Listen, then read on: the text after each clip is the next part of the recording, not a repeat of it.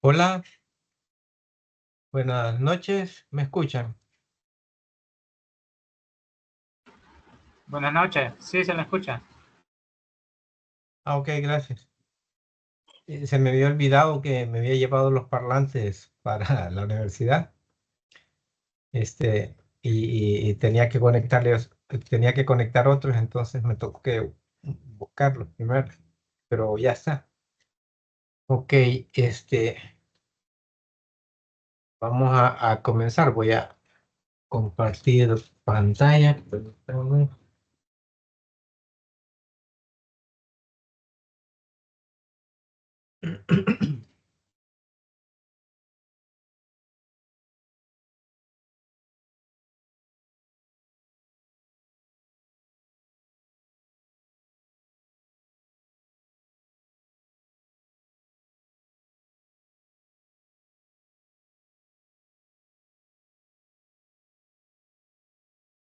En la presentación pasada terminamos lo de los modelos de plasticidad, ¿verdad?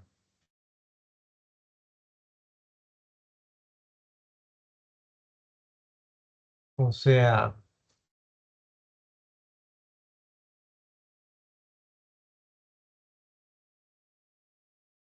hablamos de esto, ¿verdad? Recuerdo que sí. Plasticidad concentrada y plasticidad por fibras. Lo vimos, ¿verdad? Sí, Ok. Ah, sí, sí, lo terminamos. Bien, entonces vamos a comenzar con la parte de las normativas. Les decía de que, eh, pues, a esta fecha se esperaba de que ya estuviera aprobado el nuevo código de edificaciones, pero lamentablemente todavía no. Entonces, vamos a explicar la normativa de la norma técnica de diseño por sismo, dado de que sigue siendo ley y hay que cumplirla, ¿verdad? Aunque el otro esté en trámite.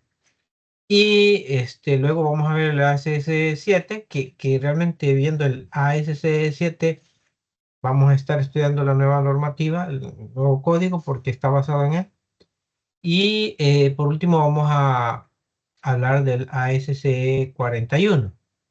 El 7, digamos que es la base para diversos tipos de análisis, como el tratamiento de cargas, el análisis sísmico, análisis por viento, cómo en el análisis sísmico, cómo hacer los diferentes tipos de análisis, el análisis estático, el dinámico y los diferentes tipos de subanálisis dentro del dinámico que permite la reglamentación. El ASC 41 trata exclusivamente de comportamiento no lineal.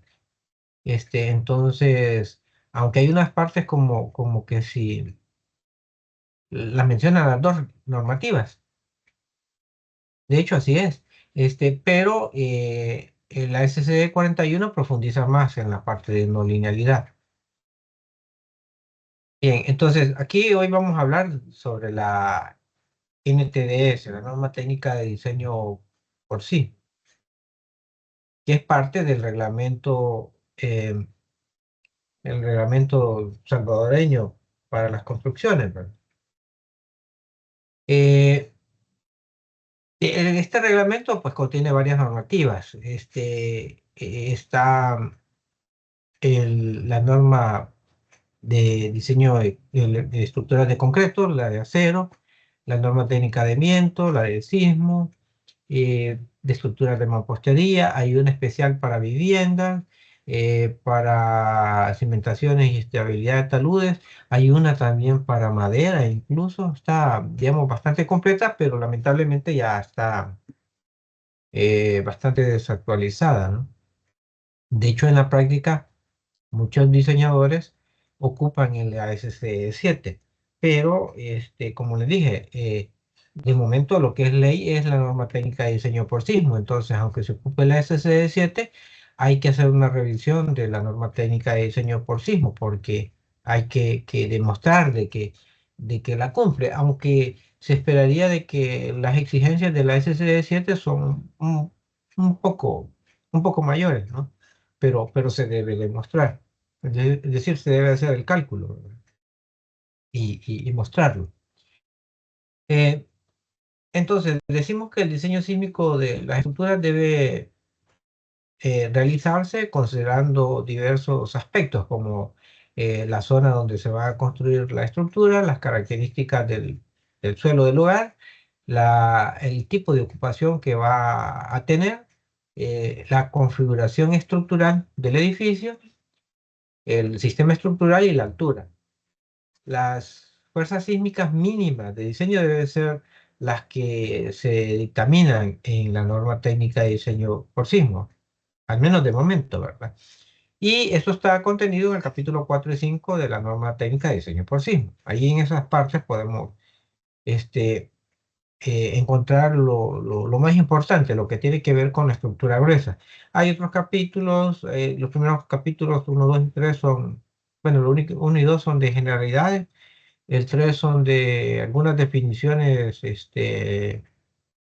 importantes sobre el tipo de estructuración y cosas por el estilo, cuándo usar capítulo 4 y cuándo usar capítulo 5. El capítulo 4 es sobre el método estático equivalente y el capítulo 5 es sobre el método dinámico. Am, bien,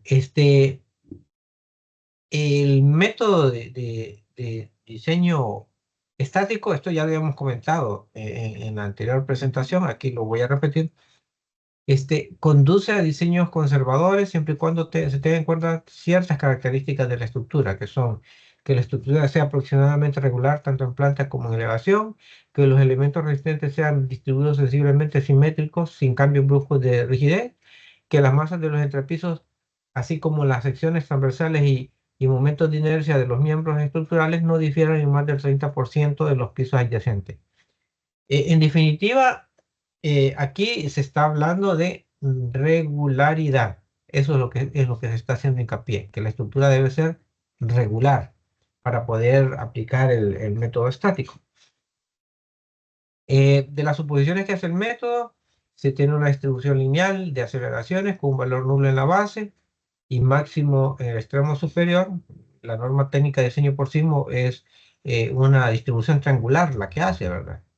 Lineal. Digo esto porque hay otras normativas en otros países que en ciertos casos permiten de que deje de ser lineal esa distribución, ya no es triangular, sino que se vuelve como tipo enjuta parabólica. Pero eso es, digamos, otros reglamentos. El nuestro no. Esta distribución produce fuerzas laterales aplicadas en los centros de masa de los diferentes pisos de la estructura. Para el análisis propiamente dicho, se supone una condición de equilibrio estático de la estructura, es decir, se hace un equilibrio en el edificio, aunque la estructura no esté en equilibrio, está en dinámica, se está moviendo, ¿verdad? Pero es una simplificación así bien gruesa que hace el método. Y se fundamenta en el primer modo de vibrar de la estructura. Por eso la distribución de fuerzas sigue esa forma del triángulo, ¿no? Sigue esta forma. O sea, aquí tiene un valor, o sea, cero en la base, aquí un valor, otro valor, y va aumentando hasta que llega al último nivel. Entonces, la suma de todas estas fuerzas produce lo que conocemos como el cortante de la base o el cortante basal. Y bajo esta distribución de fuerzas analizamos las distorsiones que estas fuerzas producen, los desplazamientos. Eh, en muchas situaciones nos interesa este desplazamiento máximo en la azotea, pero también es de mucho interés conocer el desplazamiento de un piso respecto al otro, lo que conocemos como deriva de entre pisos, dado que la normativa controla esos valores de desplazamiento. Eh, Bien, todo esto lo hacemos bajo un esquema de que esas fuerzas se las ponemos a la estructura y la analizamos en equilibrio estático, aunque sabemos de que no es así el fenómeno, ¿verdad? Esta es una gran simplificación que hace el método. Discutimos esto. Sí, sí, lo discutimos sobre el espectro de diseño para el método estático. Para el método estático, ¿ok? El constante en la base se calcula como el coeficiente sísmico por el peso de la estructura, peso sísmico, ¿verdad? Para hacer hincapié a que la carga viva que tomamos para el análisis no es la máxima, sino que la instantánea. El coeficiente lo calculamos con todos estos parámetros, ya mencionamos, los mencionamos, ¿verdad? Ellos.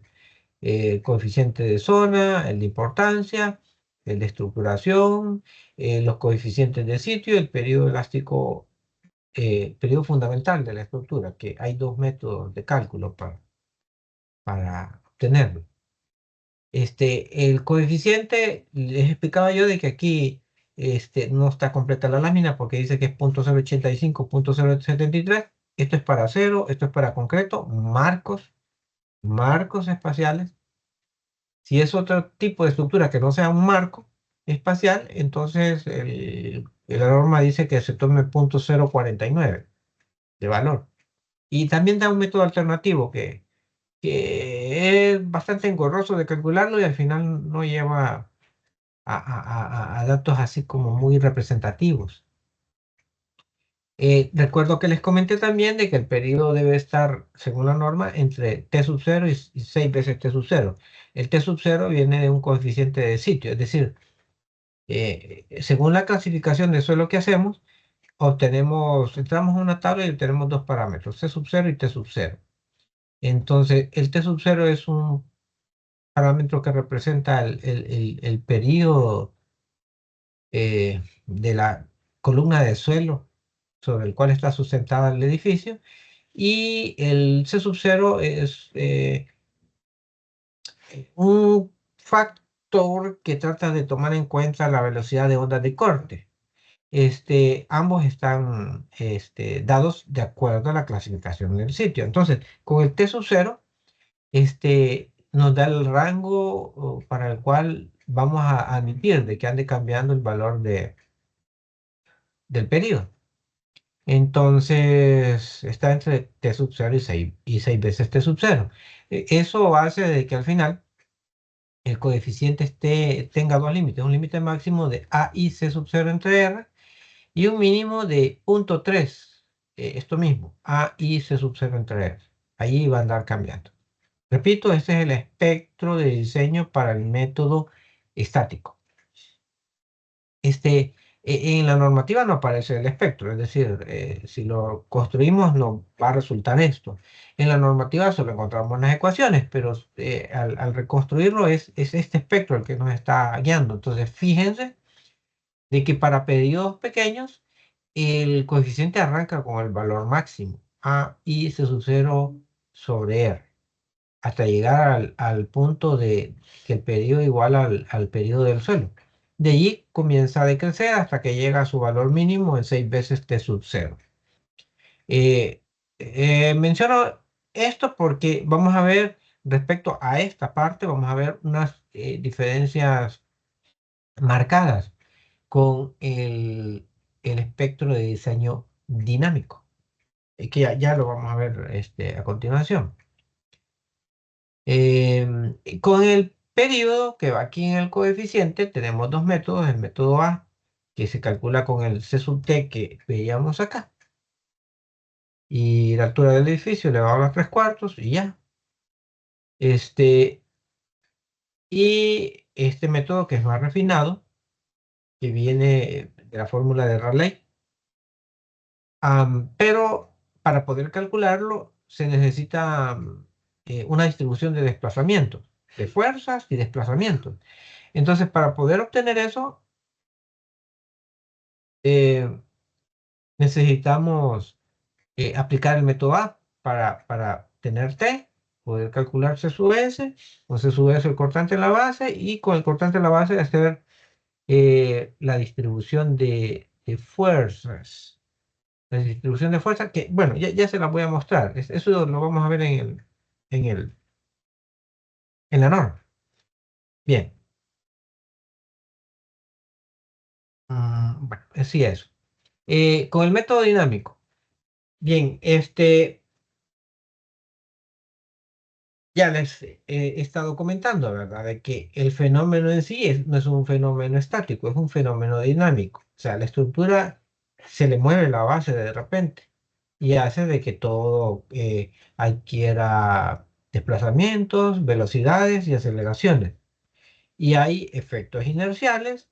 Ya conocemos eh, la famosa segunda ley de Newton, fuerza igual a masa por aceleración, aunque eso es una situación así bastante ajustada a lo que se da en la realidad, porque cuando vimos esa explicación rápida que le di del método dinámico con los carritos conectados con los resortes, llegábamos a una ecuación donde habían efectos inerciales de masa por aceleración, efectos elásticos de K por delta, K por desplazamiento, rigidez por desplazamiento.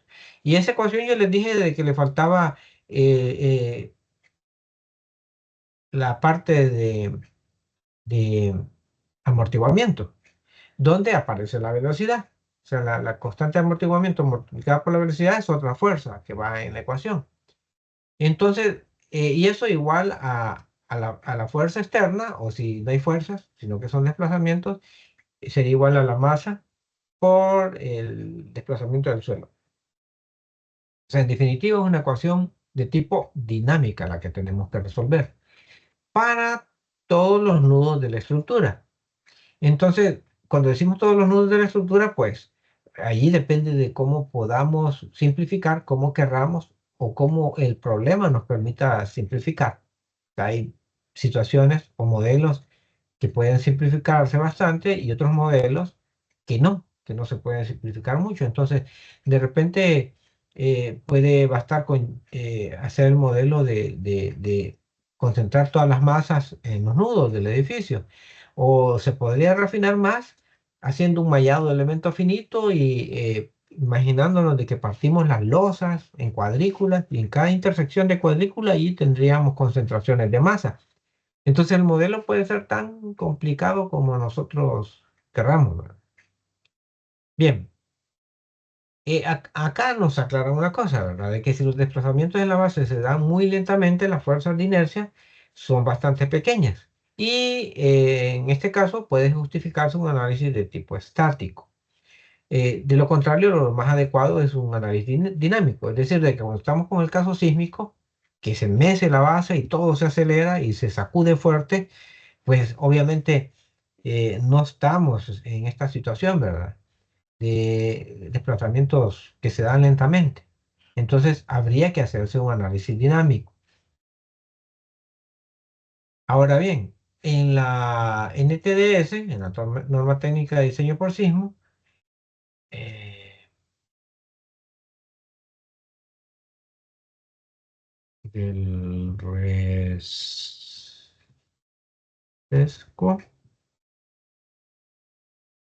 del resesco,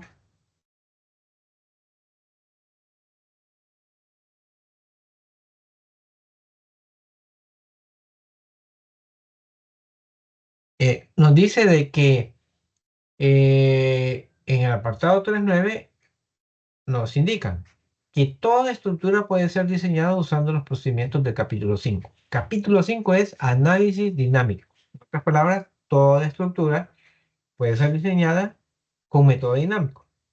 Eso nos están diciendo. Y también nos aclaran de que el procedimiento para las fuerzas laterales estáticas, o el método de la fuerza lateral equivalente del capítulo 4, se puede utilizar nada más en los siguientes casos. En estructuras regulares y que sean menores de 70 metros. Aunque hay excepción, dice que excepto de aquellas estructuras que se encuentran ubicadas sobre un terreno tipo S4 y tengan un periodo fundamental mayor de 0.7 segundos. Fíjense que hay una fórmula del periodo que antes se usaba, aunque hay en algunos reglamentos modernos sigue apareciendo, que es que el periodo es igual a 0.1 de la altura. Entonces, para marcos espaciales es bastante certera la ecuación. Es decir, de que si nos apegamos a eso, estamos hablando aquí de que aproximadamente, para edificios de 7 niveles o mayores, ya no se podría aplicar eh, el método. Este, es decir, aquí nos decían, ¿verdad? Que estructuras regulares, que sean regulares y menores de 70 metros, en eso se puede aplicar. Pero y si son menores de 70 metros y son regulares, a pesar de ello, si están en suelo S4, entonces no. Pero bueno, que estén en suelo S4 y que su periodo sea de 0,7 segundos, mayor de 0,7. O sea, me están diciendo que se cumplan dos situaciones. En un suelo S4 es un suelo bastante malo. Este, am, es decir, un edificio alto sobre un suelo malo, eso es lo que me están diciendo. Cuando digo suelo malo, me estoy refiriendo a que cuando hacen el SPT, la prueba de penetración estándar, este, ah, da valores de N bastante bajos, ¿no? Bastante bajos. Bueno, si gustan, veamos la normativa.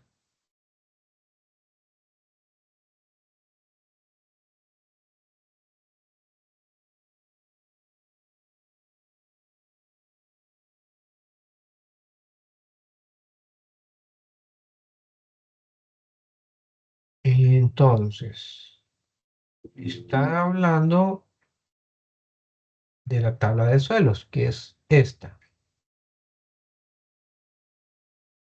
Entonces, es la tabla 2, ¿verdad? Eh, Aquí son los perfiles de suelos, S1, S2, S3, S4. Recuérdense que extrañamente la norma dice de que cuando no tenemos idea del tipo de suelo, no agarremos el S4, sino que agarremos el S3. Eso dice acá.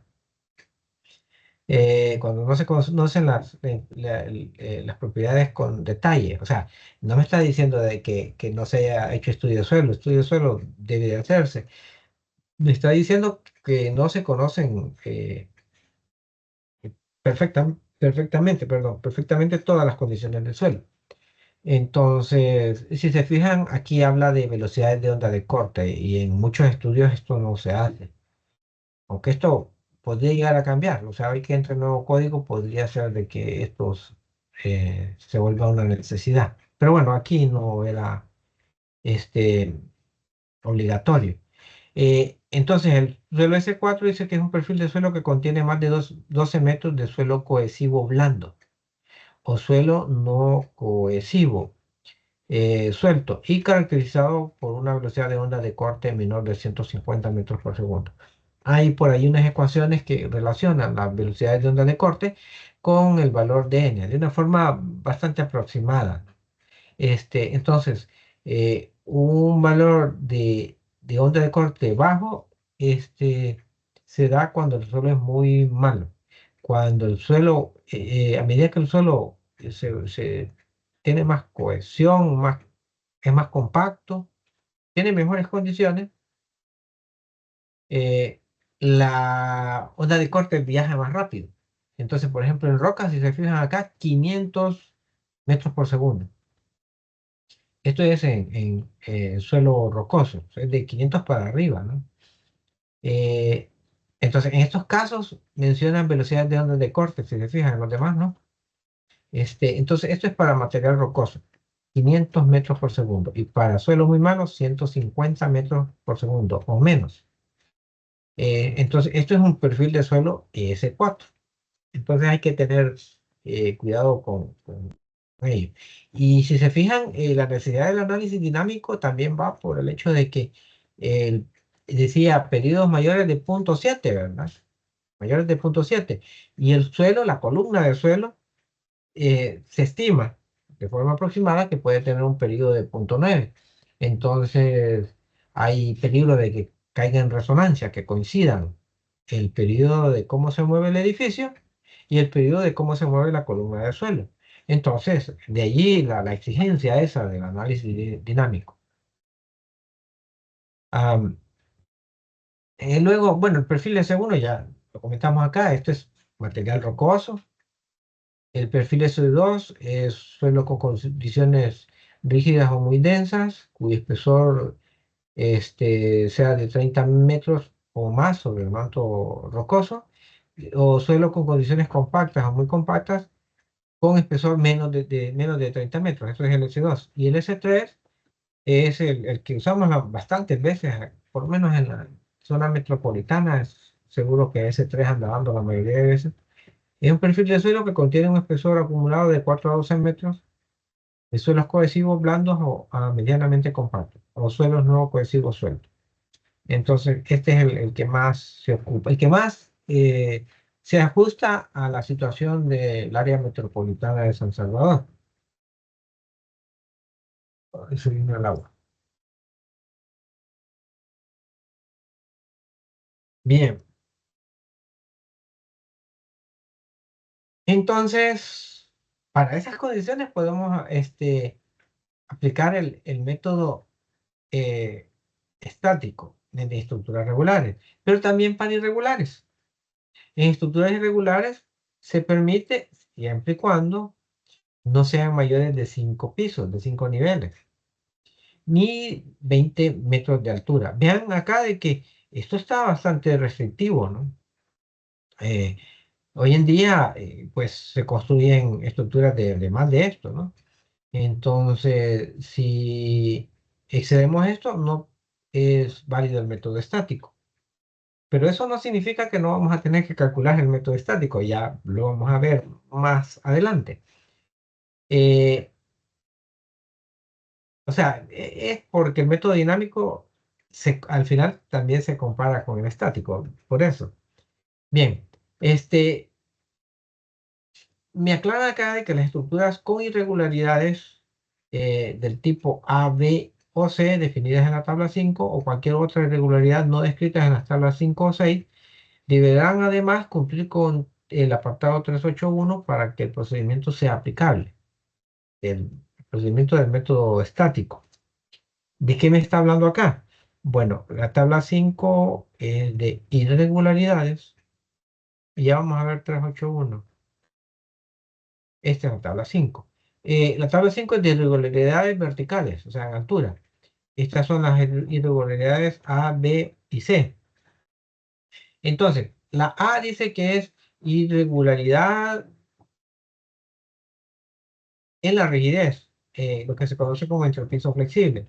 Entrepiso flexible es aquel cuya rigidez lateral es menor que el 70% de la del entrepiso inmediato superior, el que le sigue hacia arriba, o menor que el 80% del promedio de las rigideces de los entrepisos superiores. Es decir, tomar todos los que le siguen, sacar el promedio y si difieren el 80%, se clasifica como entrepiso flexible, irregularidad por rigidez.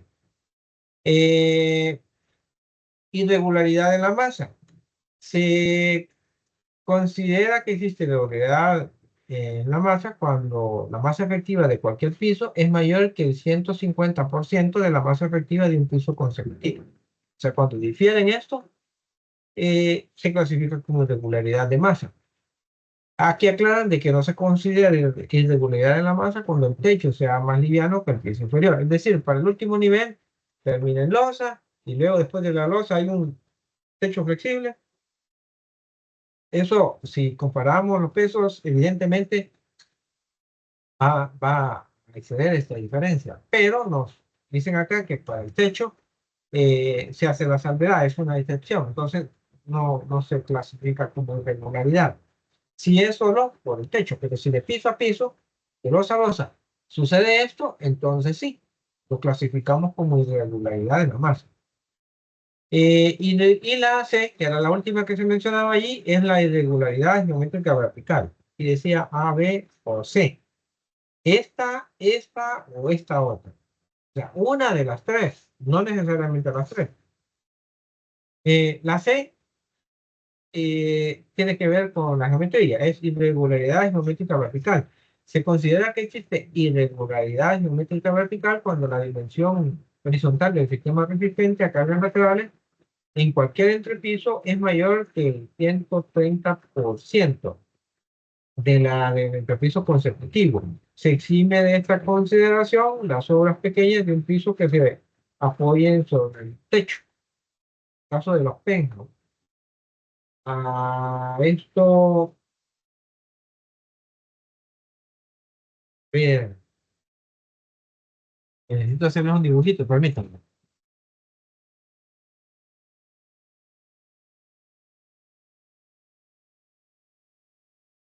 Permítanme un momentito. Sí.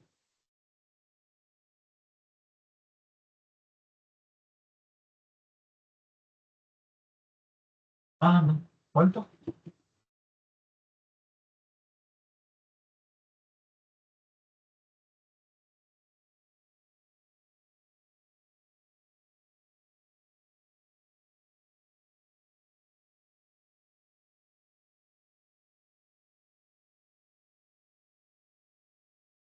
No sé si se ubican con lo que dice eso ahí, si lo logran entender con la irregularidad, sí.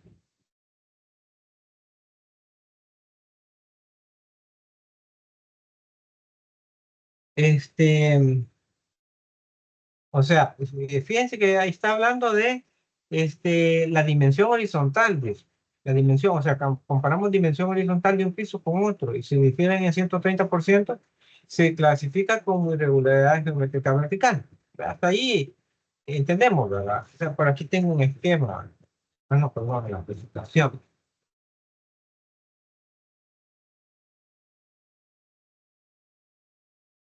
Acá, acá es evidente, este, que de este piso a este casi que es como eh, del 200%, ¿verdad? Porque lo duplica. Digamos, si son claros iguales, lo estaría duplicando. Excede lo que se indica acá, de,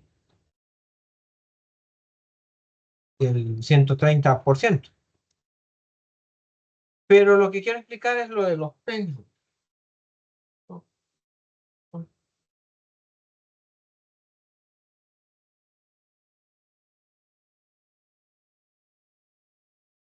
Ay, se me está actualizando la cosa esta. Ya me fregué.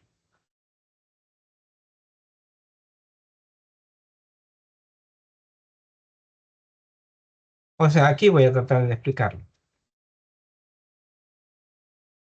En un penthouse, lo que sucede a veces es que, lo que sucede a veces es de que, imagínense de que no está este entrante, sino que todo sube hasta arriba y tenemos aquí toda la losa. Entonces, a veces en los edificios, en hoteles, ¿verdad? En el último nivel hacen como ah, una zona de estar especial, más cara, ¿verdad? Este, entonces, puede de que dejen piscinas por los lados o jardinería o algo vistoso y al en medio una estructura eh, donde está las habitaciones, donde está el penthouse. Entonces, es como que si esto que vemos acá, este entrante que está en esta dirección aquí y en esta dirección acá, imagínense que tenemos un entrante por aquí, otro por acá, otro por acá, otro por acá, y en medio nos quedó el edificio como que en el último nivel como que se estranguló. Eso es a lo que se refiere. Entonces, o sea, se los aclaro porque lo que está diciendo la normativa, que en ese caso no se toma como irregularidad. Se exime de esta consideración las obras pequeñas de un piso que se apoyen sobre el techo, en el caso de los penjos. O sea, ojo que tienen que ser obras pequeñas en el sentido de que hay una gran disminución en la dimensión y que solo es de un piso. ¿Ok? Si ella más de un piso, entonces no. Le aplicamos y vemos si excede el 130% y si lo excede, irregularidad geométrica vertical. Ay, me hubiera salido más fácil dibujarlo aquí, ¿verdad? Sí, pero es que Y cuando escojo la pluma, ni veo dónde estoy.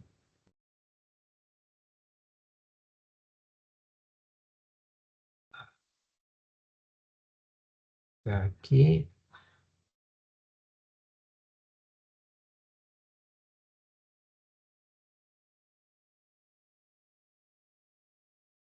O sea, a esto más o menos me refiero. No sé si me entienden. O sea, es una elevación. O sea, este es el último nivel que hice. Este es el último nivel y este solo es un nivel. Solo es un nivel en el penthouse. Esta cosa se sigue actualizando. Bueno, entonces eso. Ese es el caso de lo cual no se clasifica como irregularidad geométrica vertical. Eh, bien, entonces, bueno, el 381, ¿qué dice? Dice que además se debe cumplir con 381. El 381 es una situación así un poco curiosa, fíjense, que a veces no le prestamos mucha atención. Este, y dice lo siguiente. 381, aquí está. Combinaciones verticales, dice. El valor de R usado en el diseño de cualquier entrepiso deberá ser menor o igual al valor de R usado para el entrepiso superior. Eh, o sea, aquí de lo que está hablando es de que podríamos tener una edificación donde usemos un R para, digamos, lo que estábamos viendo acá.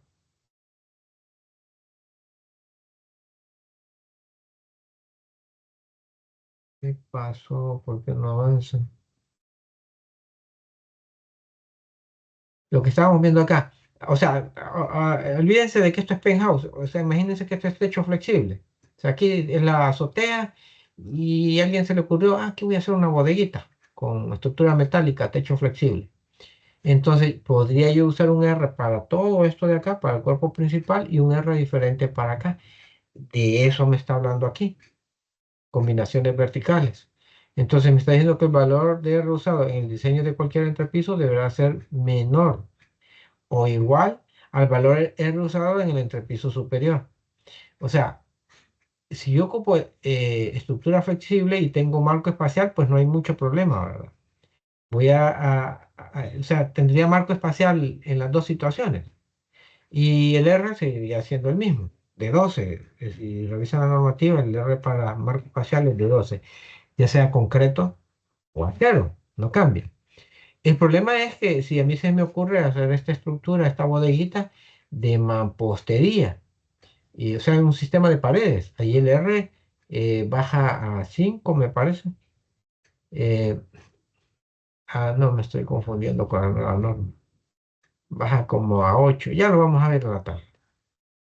El asunto es de que me estaría obligando este apartado 381 a que el R para paredes, sistema de paredes, es más bajo, es menor.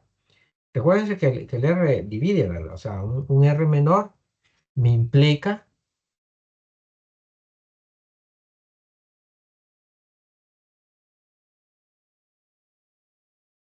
un R menor me implica un cortante sísmico más bajo. Un cortante eh, sísmico, perdón, un R menor me implica un cortante sísmico más alto. Un R mayor, que es digamos el caso de marco espacial, R12, me implica un cortante sísmico más bajo. Entonces me estaría castigando la normativa al decirme que debo de usar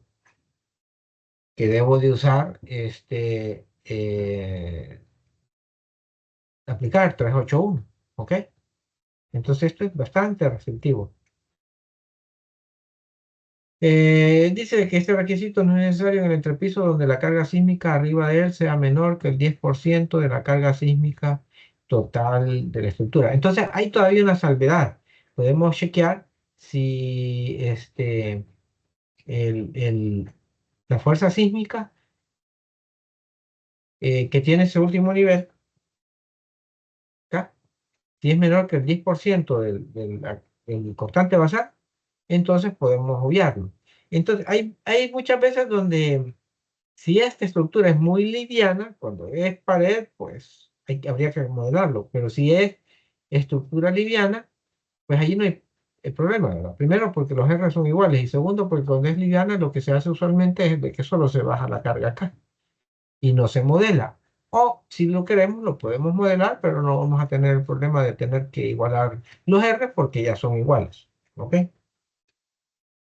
Entonces, este es el apartado 381. Bien, entonces, con esto, que a veces me funciona y a veces no.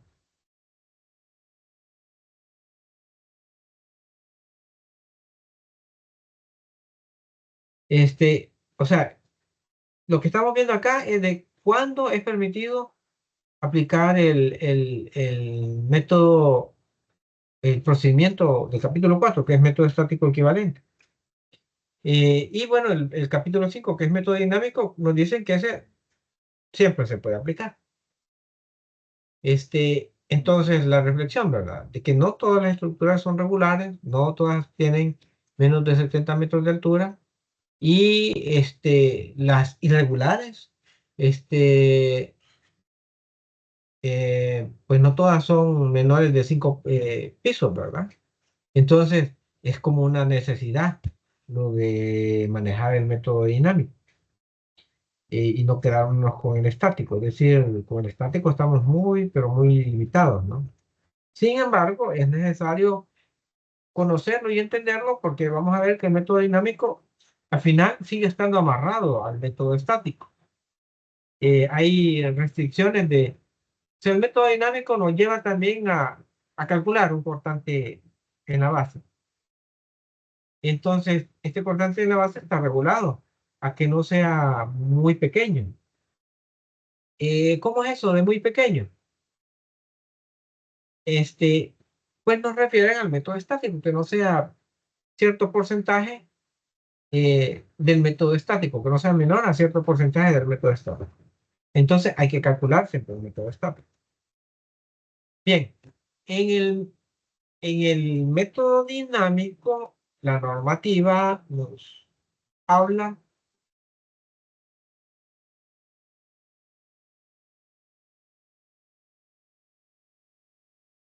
esta es la otra forma de calcular el coeficiente que les decía, pero lo más fácil es 0.085, 0.073, 0.049 para el sistema.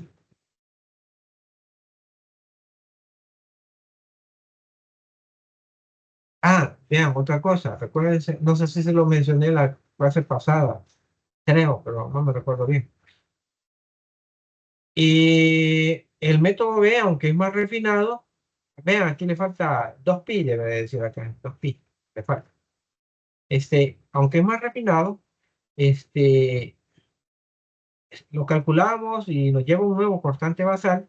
Ese cortante basal, bueno, aquí nos dice el valor del coeficiente sísmico, no el cortante basal, sino que el coeficiente sísmico, que viene siendo la misma cosa prácticamente. Determinado por este método, no puede ser menor que el 80% del cortante sísmico obtenido con el método A, que viene de aplicar esta ecuación. Entonces hay que tener eso bien en la mente. Sin embargo, menciona acá de que, acá,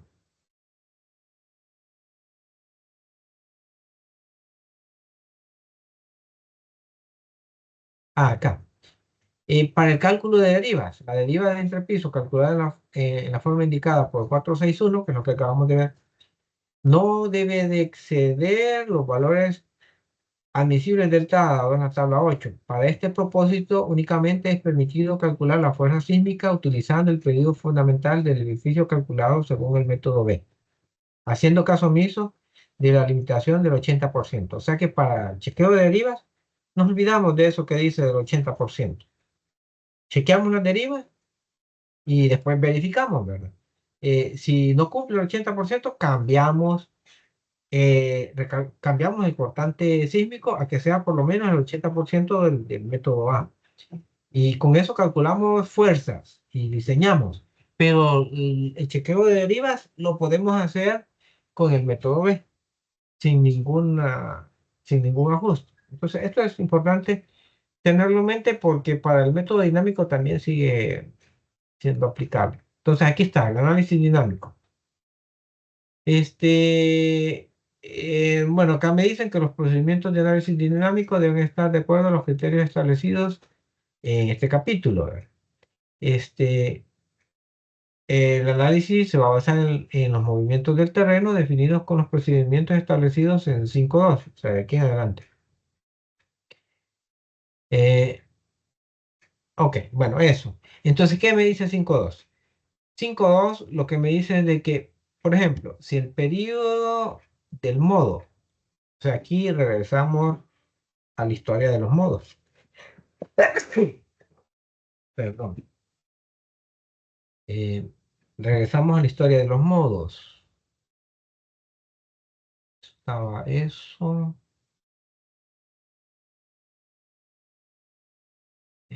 No.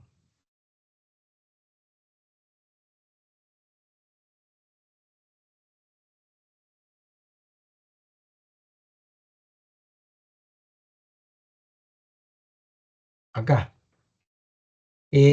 Esto se los expliqué, ¿verdad? De que habían varias maneras de cómo vibraba la estructura, o varios modos de cómo vibraba la estructura. O sea, por eso se le llama modo. Este, está el modo uno, modo 2, modo 3, modo 4. O sea, para esta estructura que se simplifica enormemente de esta manera, ¿no?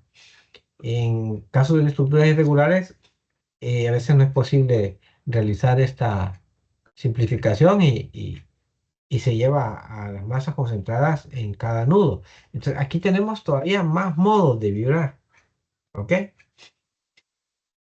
O sea, prácticamente tres por cada nudo.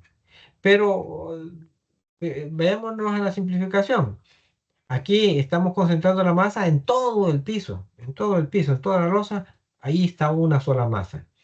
Entonces acá solo estamos viendo el chance de una única forma de cómo se puede desplazar esto, un desplazamiento lineal acá.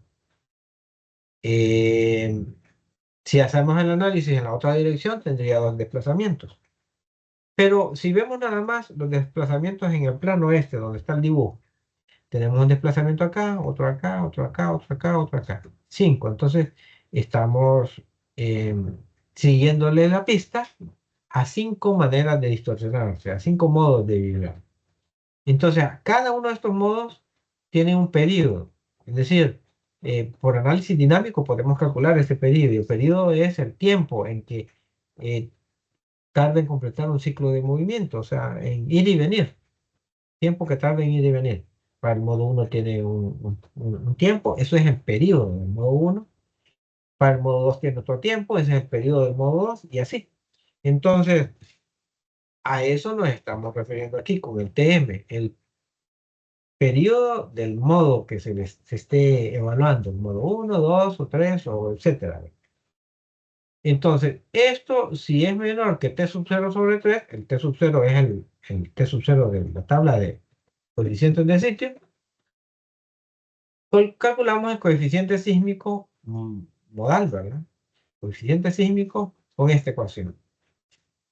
Participa la importancia, la zona, la estructuración y los coeficientes de sitio. C sub 0 y T sub 0. Y aparece el TM, que es el periodo. O sea, este está como haciendo las veces,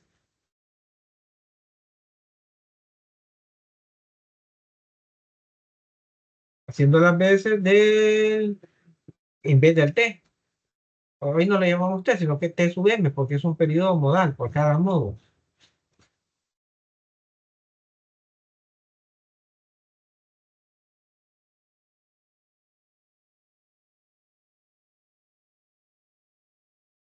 Pero si el periodo modal está entre un tercio T sub 0 a T sub 0, lo calculamos con esto. O sea, vean que aquí es constante. Es una meseta lo que me describe. Y si está entre T sub 0 y 4 segundos, con este. Este se parece bastante a la ecuación el método estático. Y si es mayor de 4 segundos, entonces lo calculamos con esto.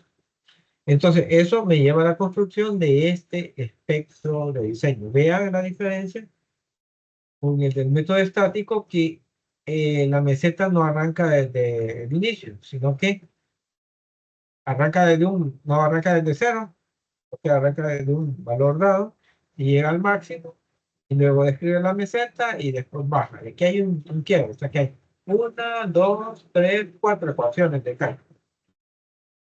Entonces,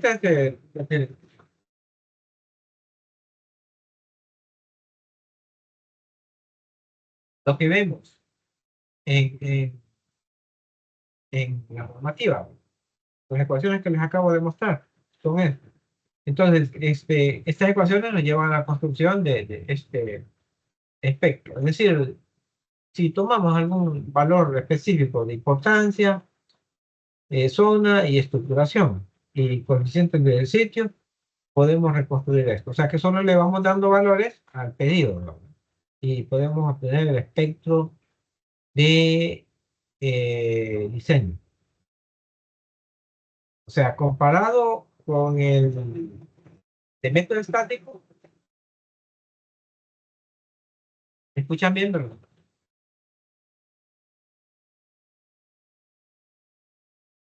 Sí, ingeniero. Sí, ingeniero. Ah, ok. Está lloviendo fuerte, fuerte ahorita.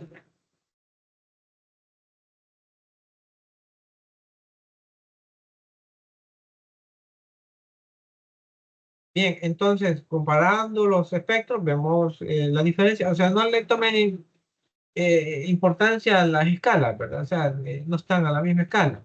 Solo lo que quiero que observen es la forma. Como es la forma del espectro estático, una sola meseta desde el arranque, luego decrece y llega a un mínimo, y aquí no. Arranca un valor específico de coeficiente para un periodo cero, ¿verdad? Llega al máximo, esto de acuerdo a las ecuaciones que acabamos de ver, estaría llegando al máximo en T sub 0. Eh, perdón, aquí, en T sub 0. No, perdón, estaría en un tercio del T sub 0, estamos acá. Es un tercio del T sub 0. Y llega hasta T sub 0 aquí. Es un tercio del T sub 0 y este es T sub 0. Ahí está la meseta. Y luego entra esta ecuación, esta caída acá y este quiebre que vemos acá. Y ahí en adelante sigue esta otra ecuación. Entonces está más complicada la ecuación del método dinámico. Pero ya vimos de que hay necesidad de aplicar el método dinámico en bastantes circunstancias, ¿verdad? En una edificación. Luego aquí, ah, los dos espectros que ven acá es que este no se ha dividido entre R y aquí está dividido entre R.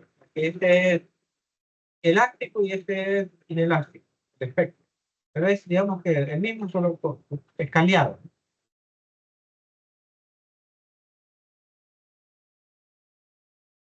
Bien, o sea, esto es lo que nos lleva el método dinámico en nuestra norma técnica de diseño por sismo, que ya pronto va a cambiar. Entonces, lo que va a cambiar en la norma, por cierto, es el cómo se calcula el espectro de diseño.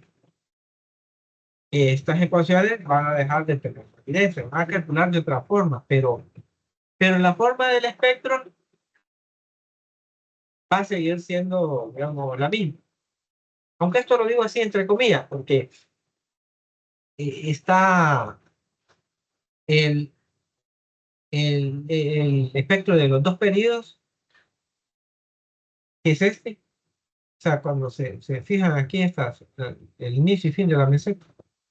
Y hay un nuevo método que se llama el método multiperiodo, que ese es bien complicado de calcularlo, pero digamos de que no nos vamos a tener que preocupar porque el MAR, el Ministerio de Medio Ambiente, va a ofrecer una aplicación que nos va a permitir la construcción del espectro y descargarlo. O sea, incluso el de el nuevo método, el nuevo espectro de 2 periodos también nos lo va a construir y se puede descargar. Pero hay que entenderlo, es de cómo se arma y cómo funciona. Entonces, las ecuaciones van a cambiar, pero la lógica sigue siendo la misma o casi la misma. Bien, entonces, aparte de esto, pues hay que tener la consideración de las cargas, que ya habíamos comentado antes, ¿verdad? Evaluación de las cargas muertas, las vivas, viento, sismo. Con las vivas hay que tener en cuenta de que se hace de acuerdo al uso del edificio. También influyen las áreas de la edificación. Si exceden cierto valor, a veces la normativa nos permite hacer reducciones de carga viva. Y hay otras circunstancias también en las cuales permite hacer leves reducciones. Entonces, teniendo evaluadas las cargas, se hace el análisis de la estructura y después se pasa a la etapa de diseño, donde se definen las dimensiones de los elementos. Entonces, para esto va a depender del método que estemos ocupando, ¿verdad? Lo más típico ahora es que se ocupe el método de factores de carga y de resistencia, que se ocupa tanto en concreto como en acero, que consiste en factorar las cargas, por un lado, para amplificar las cargas con factores y reducir las resistencias con otros factores. Entonces es como una especie de equilibrio de negociación. Subimos por un lado las cargas y rebajamos la resistencia y esto nos lleva a, de esta manera, inducir un factor de seguridad en nuestro diseño. Para el diseño en concreto, pues tenemos las combinaciones de carga y los factores de resistencia. Esto ya cambió, estaba como un ACI viejo. Esto, quiero ver, va de punto 70, punto 75.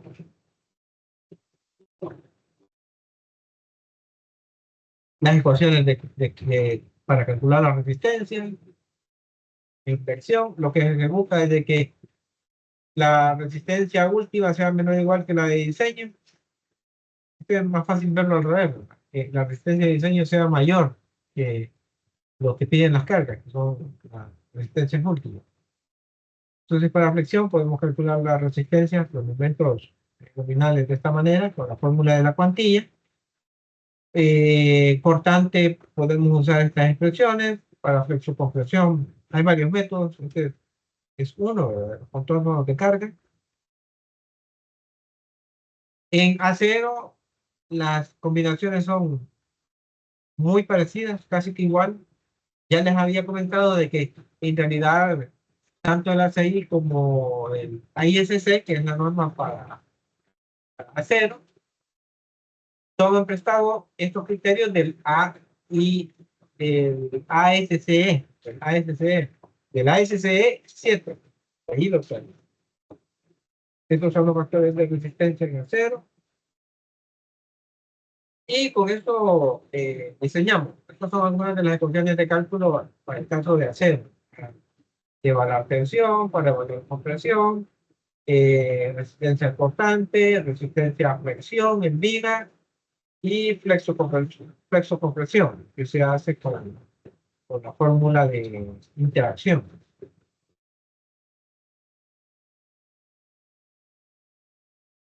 Esto es, bueno, voy a comentar. Eso es algo que hasta la fecha, como había necesidad de hablar con nuestra norma técnica de diseño por sismo y mucho software, pues no la trae listada, traen listada reglamentos de Estados Unidos, el ASCE, viene indicado ahí para hablar de cortantes sísmicos. Vienen en muchos software, lo encontramos en el TAB, en el Civil Gen, en el en el, ¿cómo se llama este software español? Bueno, en el robot, en el Civil 3D, este, pues encontramos normativas estadounidenses, europeas, encontramos suramericanas, encontramos colombianas, ecuatorianas, hay normativas canadienses, chinas, pero la de nosotros lamentablemente no está. Entonces, hasta la edición del que TAB del 2018, creo, 2019, eh, venía una normativa, habían mantenido una normativa vieja americana, el VC 94. Entonces era como nuestra norma técnica de diseño por sismos se construyó en base al VC 94 y se modificó con bastantes criterios mexicanos. Entonces era bien factible decir, vamos a diseñar con el VC 94 en el software y cambiar algunos parámetros para hacer de que pegue con nuestra norma técnica. Entonces, yo acá lo que he planteado es el coeficiente sísmico nuestro. Este es el nuestro, fíjense, A, I, C sub 0 entre R, T sub 0 sobre T a 2 tercios. Y este de acá es la del VC 94, que es Z, I, C sobre R. Entonces, para el VC 94, Z es el factor de suelo. La I es una importancia que no es igual a la nuestra. La R sí es idéntica, los mismos R para marco espacial, paredes son los mismos. La C es un factor de suelo que es igual a esto, que lo sustituyo, 95S sobre T a la 2 tercios. Entonces, era posible igualar, digamos, la Z con la A. Ah, no, perdón, la Z es la de zonificación, igual que la A. Entonces, igualaba, entonces se pueden eliminar, ¿verdad? ¿Qué más igualaba? A la R eran las mismas, entonces se pueden eliminar. Y despejamos para la importancia del reglamento, la importancia del parámetro, el parámetro de importancia del VC en función de nuestros parámetros. La importancia de nuestra norma técnica, los coeficientes de sitio, y aquí se iba a un parámetro de sitio del VC 94 que se puede tomar como uno, es decir, ahí en el software ofrecía varias alternativas, se puede fijar en uno, y eso estoy diciendo acá, si se lo tomamos de uno, nos queda la ecuación de esta manera. Entonces, si introducimos el C sub 0 y T sub 0, que por ejemplo para el perfil S3, el C sub 0 es 3.0, ¿verdad? Y el T sub 0.6, esto nos lleva a 3 por 0.6 elevado a la 2 tercios, 2 tercios 41 por 0.8, 1.7073. O sea, con 1.71, digamos. La importancia del VC es 1.71 veces la de importancia de nuestro código. Esto es en el supuesto de que estamos con perfil S3. Si es otro perfil de suelo, hay que meter los valores respectivos. Pero con eso podemos entrar a el reglamento y hacer el análisis respectivo. O sea, escogiendo el VC 94, modificando la importancia que nos lo permite el software, estoy hablando de beta, eh, correrlo todo como que si es VC 94, pero lo que vamos a obtener sería norma técnica de diseño por sí. Entonces tenía esa ventaja, aunque esto ya va a perder razón de ser cuando entre en vigencia nuestro nuevo código, ¿verdad? Ya no habría necesidad de esto. Lo otro es para el análisis de derivas. Vean, uno normalmente a veces, si vamos a esta tabla del reglamento, la tabla de derivas,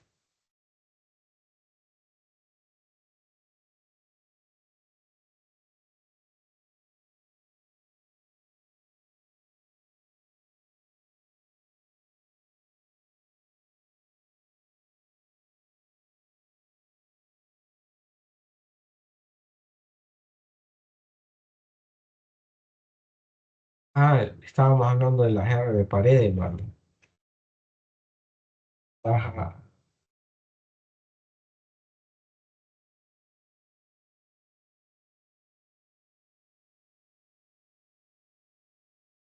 ajá, 7, depende, ¿verdad? Si es concreto, 6 si es mampostería, 6 si es marco de acero estrado, que es como equivalente a pared.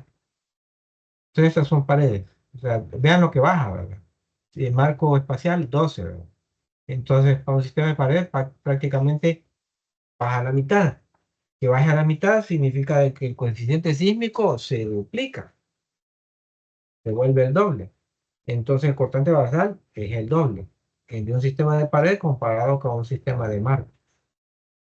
O sea, que ahí a lo que nos está llevando el reglamento es de que una pared la diseñamos por resistencia, con una gran fuerza, que la calculemos los elementos con una gran fuerza sísmica, la diseñamos por resistencia, y un marco espacial lo diseñamos por ductilidad. Rebajamos el cortante, rebajamos el cortante basal, ¿verdad? Entonces es una menor fuerza. Estamos allí como con la esperanza, el anhelo de que toda por ductilidad se va a redistribuir las, las rotaciones y con ello las fuerzas y momentos. Pero bien, con las derivas. Aquí me dicen, ¿verdad?, de que yo puedo calcular la deriva si, por ejemplo, este es un valor típico, 0.015, la altura del edificio, y eso me da el valor de deriva máximo a utilizar. O sea, por ejemplo, 0.015 por 300, ¿verdad? Un entrepiso de 3 metros. Me permite 4.5 centímetros de, de deriva. 4.5 centímetros de deriva. Entonces, si se recuerdan ustedes de diseño, bueno, uno incluso así lo explica, pero, o sea, a ver, ah, así se hacía antiguamente y se ha venido trabajando las tablas de deriva. Les voy a mostrar una aquí para que se me recuerden bien y no estar hablando en el aire.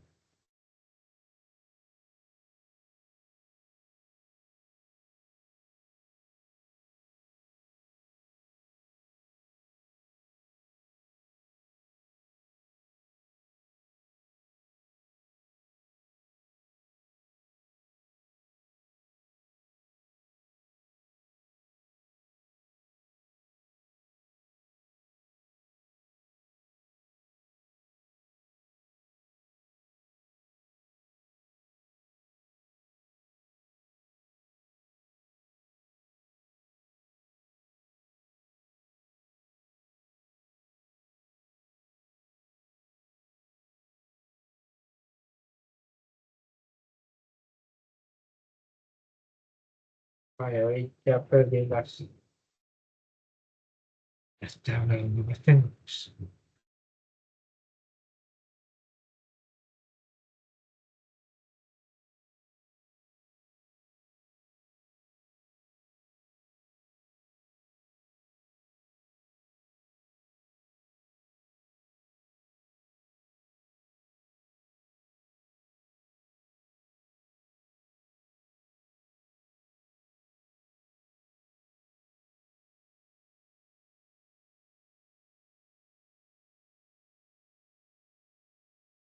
No, estoy en concreto, perdón. Diseño.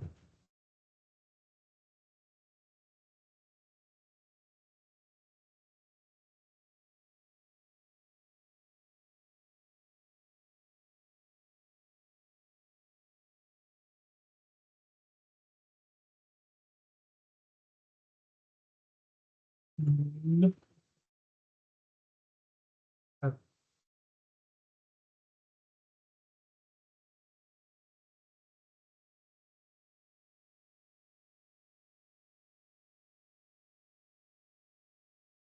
vaya, a esto me refiero.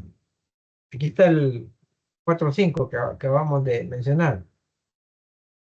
Que si es otra altura de entrepiso, pues dar otro el valor, ¿verdad?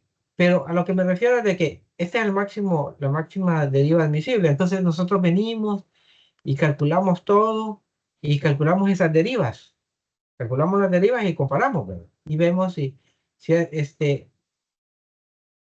lo que se nos distorsiona el edificio con el coeficiente sísmico que me lleva a un cortante sísmico para la estructura, y ese cortante sísmico me da una distribución de fuerzas en altura, y esa distribución de fuerzas en altura me da desplazamientos de cada piso, y hago diferencia, ¿verdad? Desplazamiento del piso superior menos el inferior, y obtengo la deriva. Pero las tengo que amplificar, ¿verdad? Porque estas son elásticas, las tengo que pasar a inelásticas, y ya las inelásticas hago la diferencia y tengo las derivas de las derivas inelásticas, y las comparo. Entonces, a lo que me quiero referir es que cuando nosotros estamos haciendo estos cálculos con software, podemos hacer ciertos truquitos para no tener que hacer esto, porque hay quienes se ponen a hacer esto y realmente no hay necesidad. Podemos venir y... ¿a ¿dónde estaba? Aquí. Y por ejemplo, si yo tengo de que este es la deriva, 0.015 por h, que me da 4.5 centímetros, yo en lugar de eso, mejor me baso no en la deriva, sino que en el índice de deriva. Y el índice de deriva es, digamos, este delta A dividido entre, o sea, imaginémonos de que el HSX, la altura dentro del piso, la pasamos a dividir y nos queda delta A entre HSX. Eso se llama índice de deriva. Entonces el índice de deriva sería 0.015. Delta A entre HSX 0.015. Pero esto lo tenemos que hacer, comparar con valores inelásticos, ¿verdad? Acá, multiplicados por el CD, valores inelásticos. Entonces, este es un índice de deriva inelástica. Entonces yo puedo venir y lo divido entre el CD. Si lo divido entre el CD, voy a obtener un índice de deriva elástica. Y esto tiene la ventaja de que ya lo podemos comparar como lo da el software, porque el software calcula todos los desplazamientos elásticos. Entonces, yo al evaluar en el software, incluso por lo menos el ETAB, no sé si el Civil 3D o el MidaGen, creo que sí, el MidaGen sí, da índices de deriva, da las derivas de entre pisos, pero también da los índices de deriva, da los dos. Entonces, si me da las elásticas, yo puedo, por ejemplo, un valor típico, si esto es marco espacial, el C sub D de 8, ¿verdad? Entonces, 0.015 entre 8 me da 0.001875. Un numerito bien pequeñito, 0.001875. Ese es un índice de deriva ya elástico. Y ese índice de deriva yo lo puedo calcular y lo comparo contra los valores que me está dando el software, que son elásticos. Y no tengo que estar alterando nada. O sea, esto es de bastante utilidad porque uno puede sacar las tablas, o sea, puedo obtener las derivas del software, multiplicarlas por el CD, tener las derivas inelásticas y compararlas. Pero si no me pasa y tengo que estar cambiando dimensiones de la estructura, dimensiones de las columnas, vigas, meterle una pared por acá para controlar los desplazamientos, entonces van a ser otros desplazamientos, tengo que volver a calcular esta tabla, ¿no? Entonces, las comparaciones las puedo hacer directamente en el software y hasta cuando me pase, pues descargo las tablas y ya. Entonces sale bastante útil hacerlo así. Un aspecto importante es que hay una situación, por el mismo asunto de que nuestra normativa ha quedado en desuso, en desfase, ¿verdad? Ella muy antigua. Sucede que estos espectros de diseño que hemos hablado, eh, estos espectros están calculados a nivel de límite de diseño de servicio, no límite de diseño de cargas últimas, que es como se calculan la mayoría de espectros de normativas nuevas. Entonces, con esto hay un problema porque los reglamentos de diseño, es decir, cómo se calcula el concreto, cómo se calcula el acero, estoy hablando del ACI, el ISC, se ajustaron para que se pudieran comparar también a términos de cargas últimas. Entonces, si utilizamos los factores de carga de las nuevas normativas, estoy hablando de estos factores de carga, estos para concreto, y estos para acero, que son casi que lo mismo, y lo comparamos contra aspectos de diseño que nos dan las nuevas normativas, o sea, normativas recientes, ¿verdad? Pues no hay problema porque los dos están calculados en términos de límites de resistencias últimos. Pero si lo comparamos reglamentos nuevos de diseño, estoy hablando de cómo se diseña concreto y acero, ACI, ISC.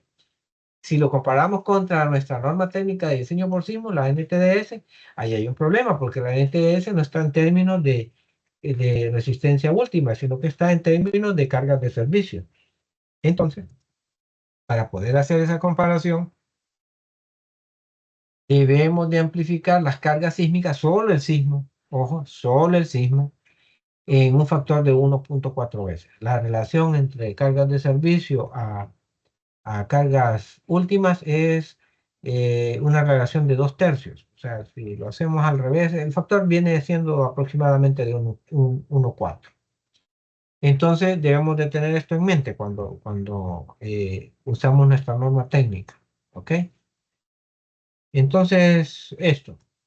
ah, entonces, si hacemos eso, el índice, para comparar, ¿verdad? El índice de deriva corregido sería, ¿cuánto había dicho yo? 0.015 entre el 8, digamos, para marcos espacial. Me da 0.001875 por 1.4. Tengo un valor permisible un poquito más grande, 0.0026, 2625. Este, que es la deriva que yo usaría de comparación, pero recuérdense que estas son inelásticas, ¿verdad? Y yo al hacer esto aquí, lo estoy trabajando, es como que si me esté viniendo, no estoy comparando a nivel en esta parte de la tabla, sino que estoy comparando acá, vean, en estos deltas triángulos. Recuérdense que el delta colochito son desplazamientos y el delta triángulo son derivas. Entonces, acá estas son derivas elásticas. Aquí estoy haciendo la comparación en la parte, en el rango elástico, que es como me está ofreciendo los resultados del programa. Entonces, digamos, lo explico así, esto así, detenidamente, porque si hacen un diseño, pues esto les va a ahorrar bastante, ¿no? Les va a servir de mucho. Bien, esto lo vamos a hablar más adelante.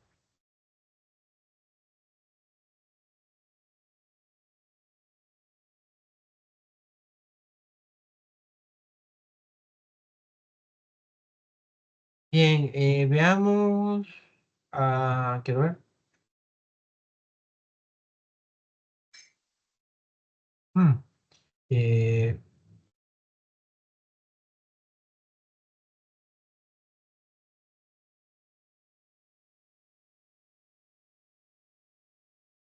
quiero ver,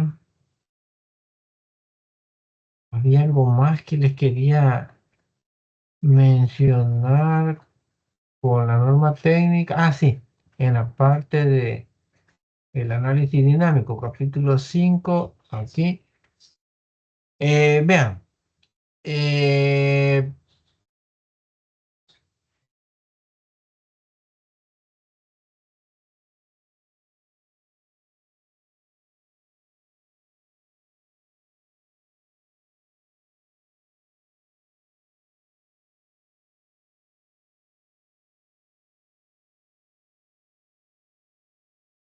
sí, acá, bueno, dice, podrá utilizarse cualquier otra representación del movimiento del terreno siempre que tenga cuando menos una probabilidad de incidencia del 10% en periodos de retorno de 50 años, pudiendo ser en cualquier caso la siguiente forma. Ah, bueno, esto Esto es algo que le sirve más a los sismólogos cuando construyen los espectros de respuesta, en los parámetros como se deben de construir. Modelo matemático. Hoy con las capacidades de software esto no es un problema. Aquí dice que el modelo matemático de la estructura debe representar la distribución espacial de las masas y rigideces de la estructura de tal manera que sea adecuado para el cálculo de aspectos significativos de su respuesta dinámica.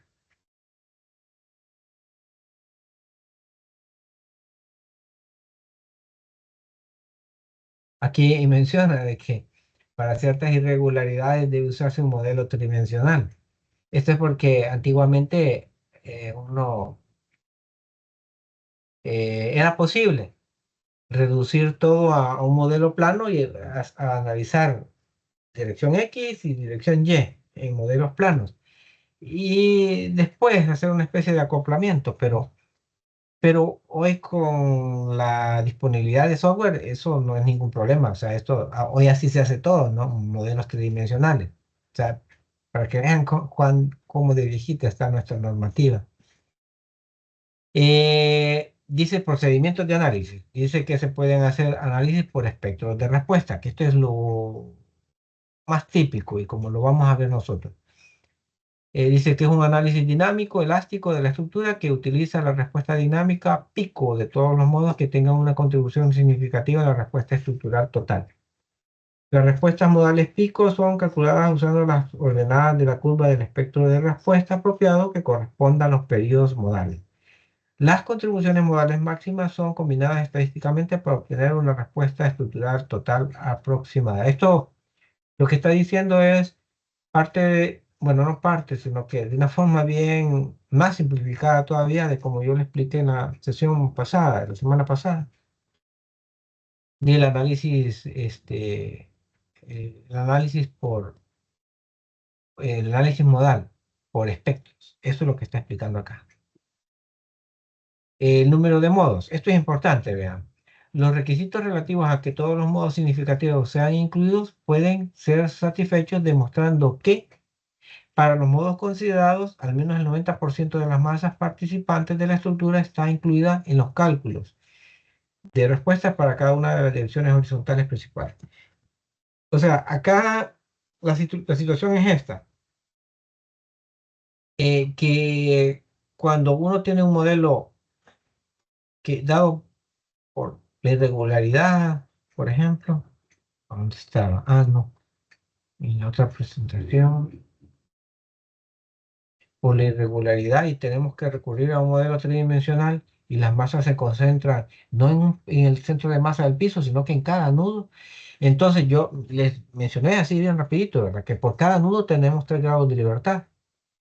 Entonces eso nos podría representar 3 modos a considerar por nudo. Entonces, solo en esta estructura, vean, 1, 2, 3, 4, 5, 6, 7, 8, 9, 10 por 3 grados de libertad, 30 modos. 30 modos. Y si la estructura es más alta, imagínense cuántos modos de vibrar. Pero sucede que no es mandatorio considerar todos los modos. A veces con poquitos modos basta. Por ejemplo, de estos 30, probablemente con 10 modos sea suficiente considerar un análisis dinámico. Los análisis dinámicos permiten evaluar o considerar o sea, cada evaluación de modo tiene una masa representativa, que no es la masa total, es algo más pequeño que la masa total, se le llama masa efectiva. Entonces, al empezar a sumar, es decir, en el modo 1 tengo una masa efectiva, en el modo 2 tengo otra masa efectiva, en el modo 3 otra masa efectiva, si las empiezo a acumular, podría resultar que con 10 modos de vibrar yo acumule el 90% de la masa total. Si eso sucede, con 10 modos me basta. ¿Ok? Entonces, a eso se refiere este apartado. Y es importante porque en estructuras muy irregulares, de repente tenemos que hacer mallados de elementos finitos y eso es una gran cantidad de modos de vibrar los que irían involucrados. No los tenemos que incluir todos, basta con... Ahí tenemos que ir probando, ahí hacemos las pruebas, hago una corrida y digo, bueno, aquí voy a pedirle que considere 25 modos y a ver qué pasa. Y reviso las tablas de las masas participantes. Si obtengo el 90%, me doy por satisfecho. Si tengo más, pues no hay problema, ¿verdad?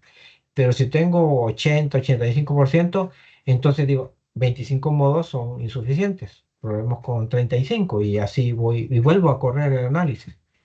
Entonces, esto es parte de un análisis dinámico. Combinación de modos.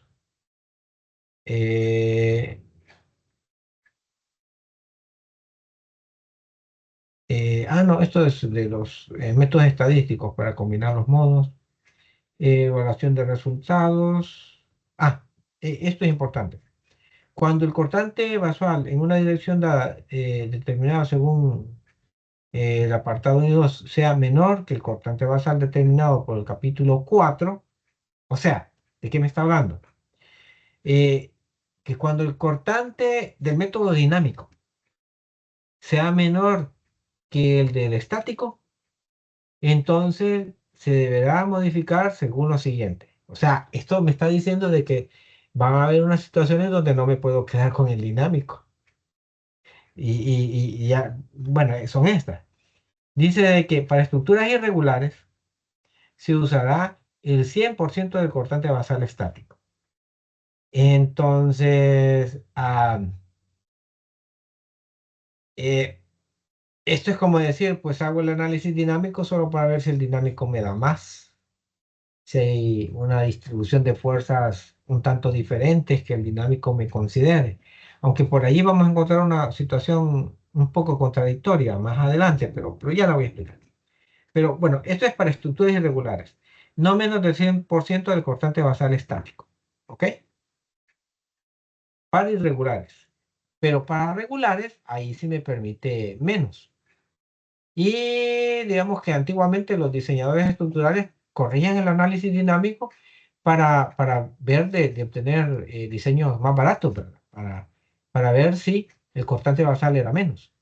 Entonces, para una estructura regular, el cortante basal puede ser menor que el que se calcula con el estático, pero no tan menor, sino que me dice que se va a usar al menos el 90% del cortante basal estático, al menos el 90%. Y hay otra indicación que dice, pero no menos del 80% del cortante basal determinado según 4.2 utilizando el valor de t dado por la ecuación 4.3. Esto es el método A para el periodo, el C sub t por h a la 3 cuartos. Esto es, es el apartado 4.3. ¿Ok? O sea,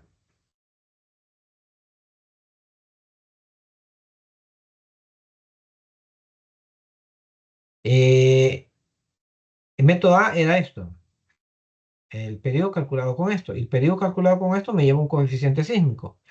Y ese coeficiente sísmico me lleva un cortante basal. Entonces, me están diciendo de que el cortante dinámico no puede ser menos del 80% del calculado con el método A.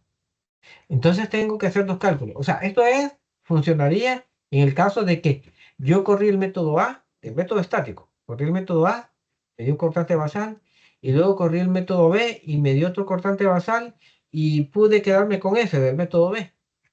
Entonces, si tengo un valor para el método B y otro para el método A, eh, pues yo hago las dos comparaciones. Lo comparo con la del método B, 90%, pero chequeo que no sea menos del 80% del método A. ¿Ok? Entonces debo hacer esa comparación un tanto enredada.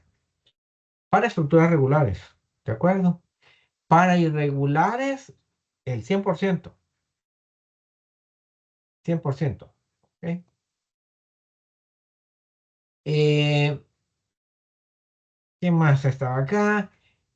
Todos los parámetros de respuesta correspondientes, incluyendo las fuerzas, momentos y desplazamientos, deberán ajustarse a la misma proporción que el cortante basal. O sea, me está diciendo de que si se da el caso, ¿verdad? De que el cortante dinámico sea, por ejemplo, pensemos de que esto está salvado, que lo cumple y solo estamos comprobando contra el 90%. Entonces el dinámico me dio 85% del estático. No puedo usar el dinámico. Tengo que cambiarlo. Tengo que cambiarlo por el 90% del estático. Entonces yo puedo allí hacer una especie de relación, ¿verdad? De lo que tengo del dinámico. No, perdón, sería el estático entre lo que tengo del dinámico. Estático entre dinámico y obtengo un factor. Y con ese factor multiplico todo lo que tengo del análisis. Fuerzas, cortantes, momentos, todo. Desplazamientos, cortantes, basales, todo. Entonces, eso es lo que me está diciendo acá. Todos los parámetros de respuesta deben ajustarse en la misma proporción. Si no cumplo con esto y tengo que hacer el ajuste. Pero me dice acá que, excepto que para el ajuste de los desplazamientos, puede eliminarse la limitación del 80% del método A. O sea, esto está en la sintonía está en la sintonía de que los desplazamientos, el control de deriva se hace con el método B, no con el método A. A eso se está refiriendo. Y aquí está lo que les decía que es un poco contradictorio con lo que teníamos acá, que dice que para estructuras irregulares se usará el 100% del cortante basal estático.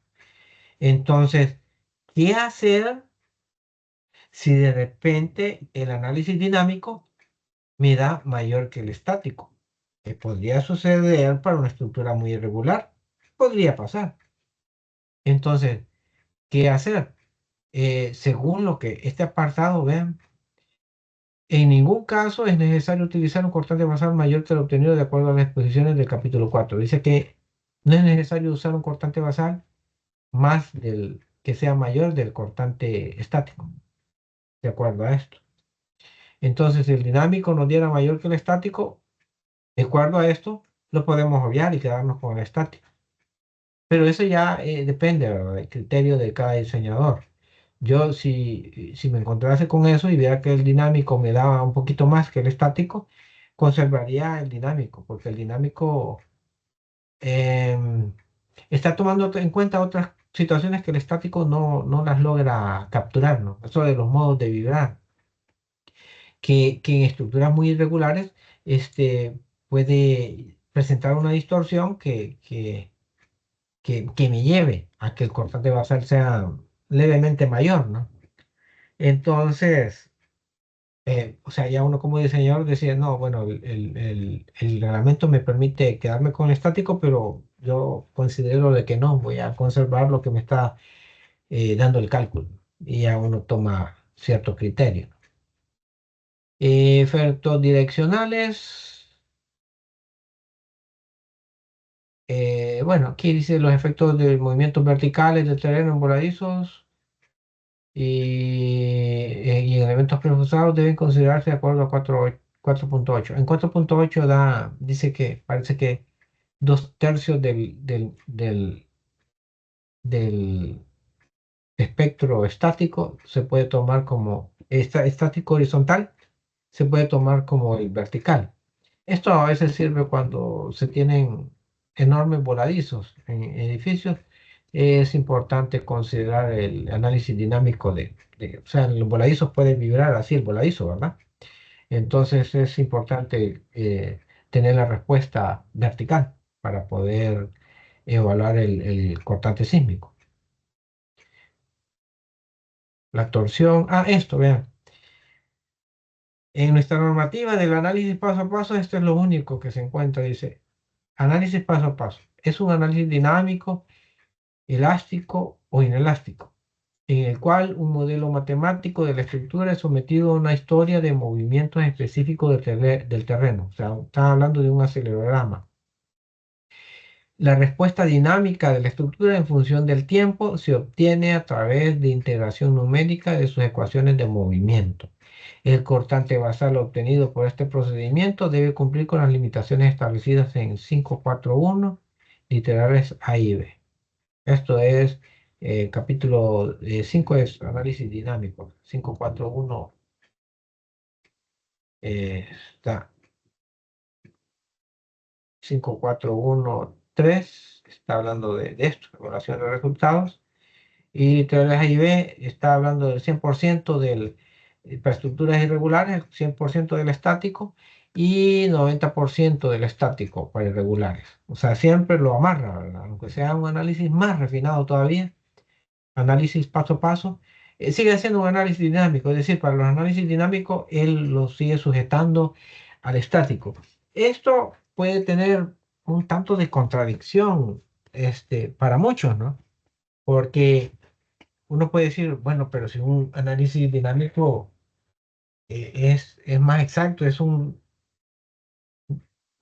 reflejo, no es un espejo de lo que sucede en la realidad, sino que es una aproximación más cercana a lo que sucede en la realidad, en la estructura, un análisis dinámico. ¿Y por qué amarrarlo a un análisis estático cuando el estático es una simplificación así hasta bastante grosera del fenómeno? Pero ya les había mencionado antes que el análisis estático tiene, digamos, la gran ventaja de que se ha venido calibrando bastante bien con el paso del tiempo. O sea, yo recuerdo que les mencioné de que cuando sucede un sismo, ¿cuál fue el último sismo importante? En Turquía, ¿verdad? Creo que fue el último. Invitan a comitivas de expertos de, digamos, países más desarrollados, Japón, Estados Unidos, Nueva Zelanda, repunta bastante en análisis sísmico. Y así, digamos, invitan a esas comitivas y van a ver qué pasó, qué tipo de fallas encuentran en las estructuras. Y relacionan esas fallas con ciertas formas de haber modelado las estructuras.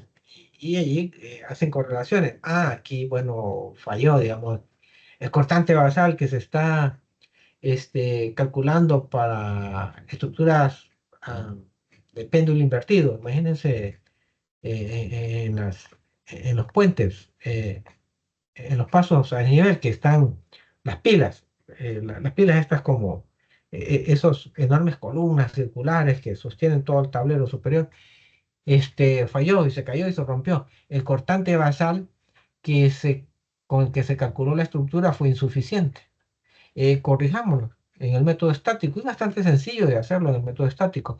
El R para esta estructura que ya no sea de 7, que sea más restrictivo, que sea de 6. Recuérdense que el R es inverso, ¿verdad? Inversamente proporcional. Entonces le rebajan el valor, aumenta la resistencia.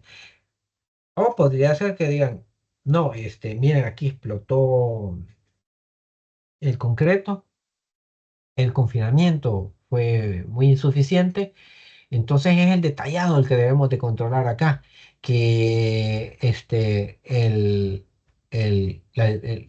paso, la distancia entre estribo y estribo, el S, el famoso S, ya no lo calculemos, qué sé yo, con D cuartos, hagamos un cálculo con D quintos, por ejemplo, para que sea más estricto.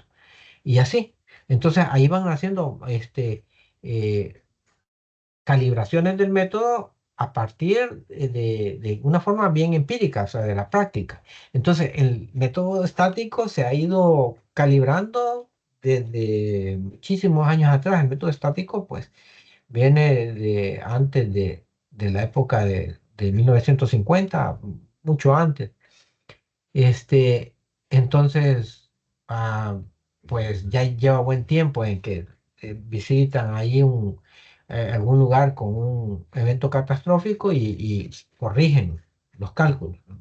Entonces, debido a esto, los análisis dinámicos están amarrados a los métodos estáticos, aunque nos parezca así, ¿verdad? De que el análisis dinámico, que es un reflejo más certero de la realidad, está sujeto a un análisis más simplista, pero es por eso, ¿no?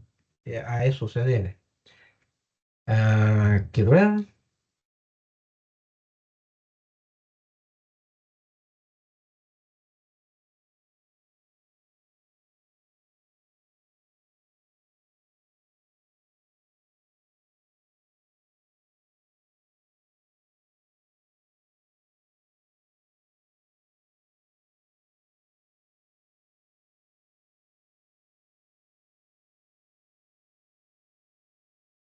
lo de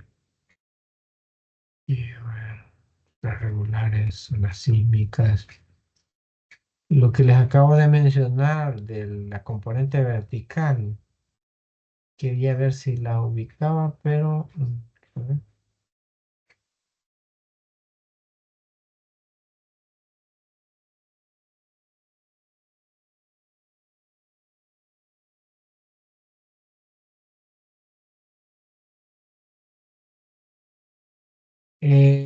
Vean, eso es importante.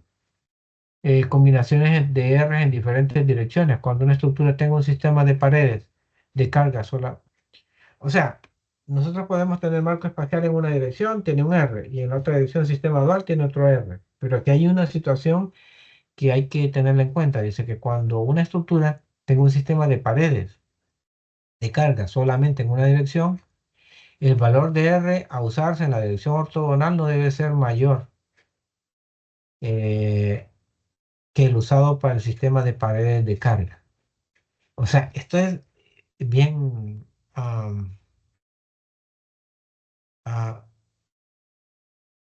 bien restrictivo, porque lo que me está diciendo acá es que, por ejemplo, en una casa podríamos tener esta situación de que a veces se hacen reconstrucciones y se pone un segundo nivel y se quiere decir, le voy a hacer la base de marco. Y se tienen paredes, todas paredes en una dirección a lo largo y en la dirección perpendicular, como están los espacios, ¿verdad?, de circulación, ahí se quieren meter los marcos. Pero acá, o sea, lo vuelvo a leer, cuando una estructura tenga un sistema de paredes de carga solamente en una dirección, el valor de R a usarse en la dirección ortogonal, es decir, en la otra dirección, en la dirección perpendicular, en la otra dirección, no debe ser mayor que el usado para el sistema de paredes. O sea que aquí uno no puede decir, yo tengo en esta dirección paredes. El R ya vimos que andaba en 7 para concreto, 6 para mampostería. Y en la otra dirección yo tengo marcos. Y digo, entonces para marcos es R de 12. No.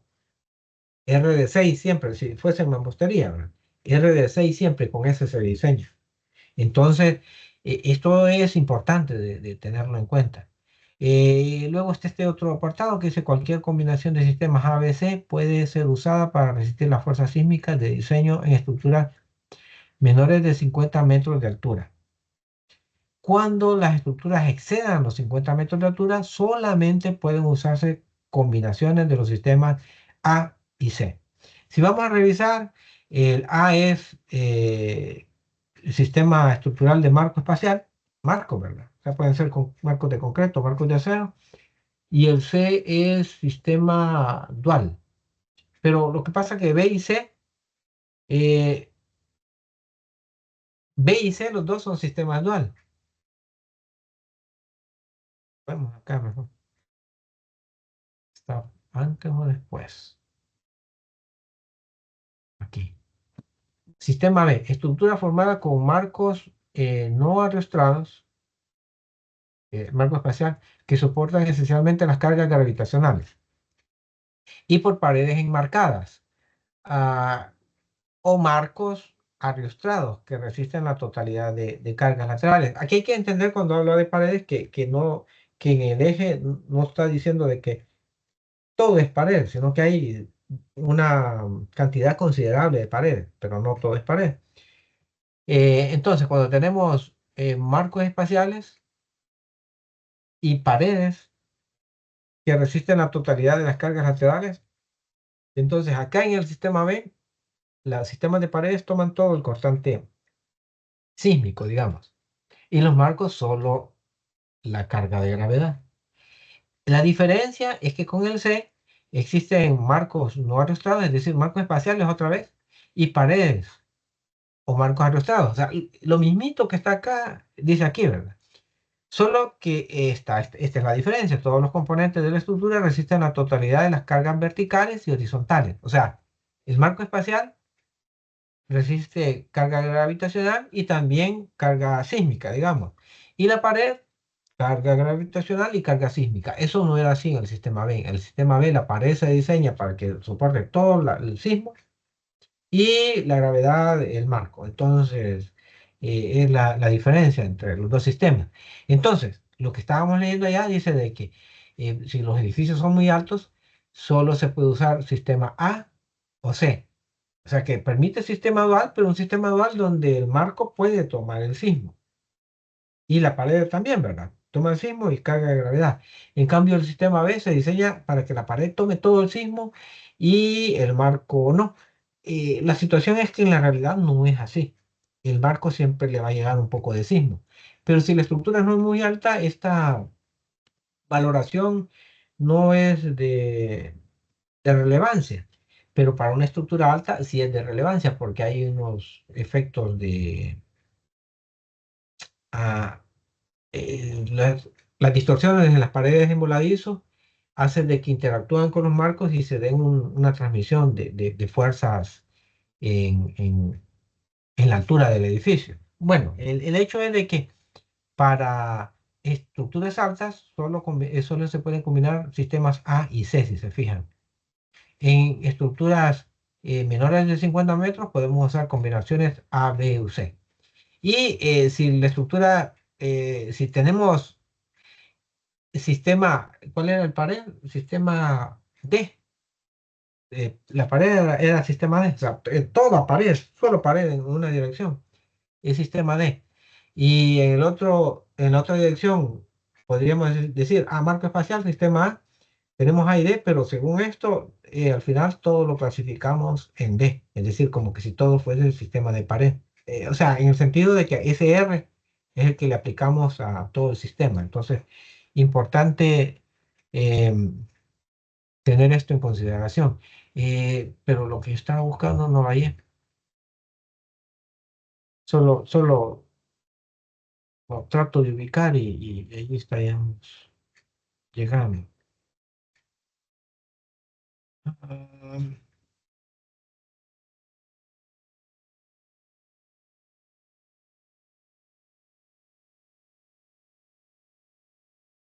o sea, esto no me detengo a explicarlo porque es lo que se estudió en diseño, ¿no? Creo por aquí, creo que está efectos P delta, deriva, componente vertical. Los miembros horizontales en voladizo deben diseñarse por una fuerza neta hacia arriba de 0,5 veces la carga muerta, además de las otras combinaciones de carga aplicable. Los miembros horizontales preforzados deben diseñarse en adición a todas las demás combinaciones de carga aplicable usando no más del 50% de la carga muerta para fuerzas gravitacionales. No, pues no. ¿A dónde fue que no? Entonces no me estoy confundiendo, lo leí en otro reglamento.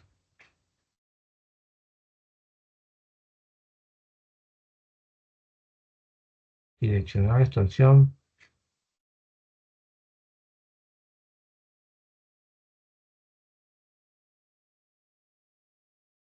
4.8 es lo que acabamos de ver.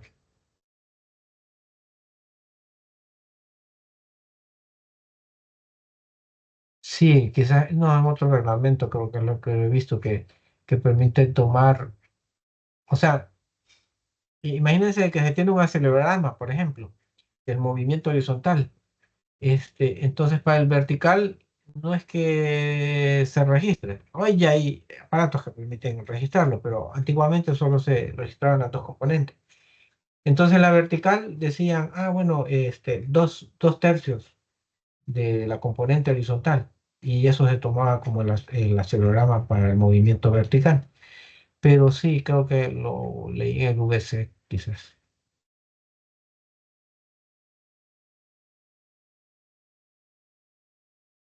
Déjenme, solo reviso los comentarios, no voy a hacer que en los comentarios lo haya visto.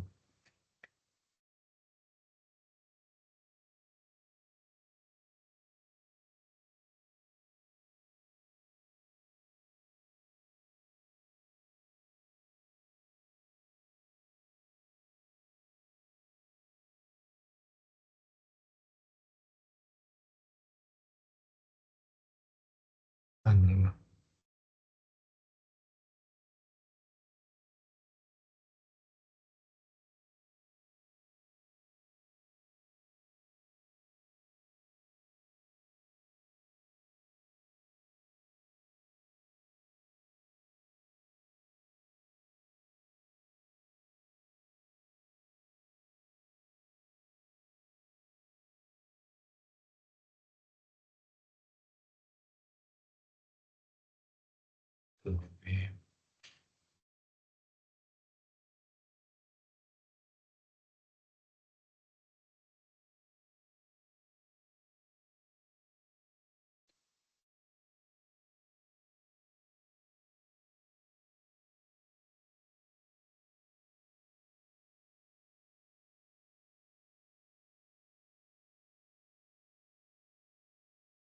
No, pues sí, no fue aquí, fue en otra parte.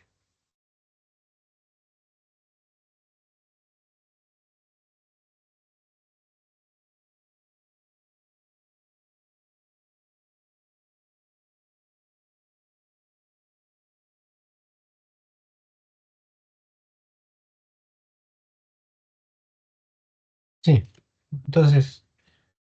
entonces, no, es de otro lado eso que les estoy comentando, del VC creo que es. Bien, entonces eso. No sé si tienen alguna pregunta.